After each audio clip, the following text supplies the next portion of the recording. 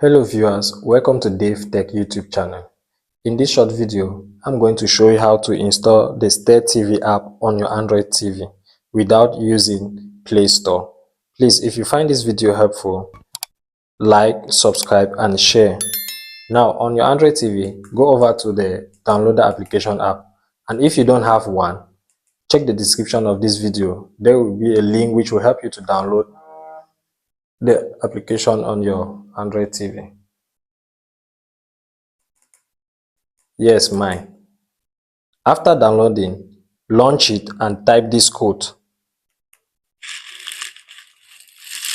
8963223 and click on go. It will redirect you to this web page which will automatically download the app on your Android TV.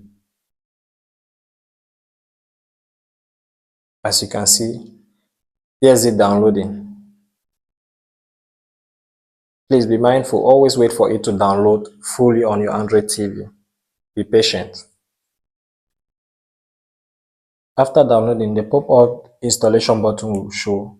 Click on it and you're good to go.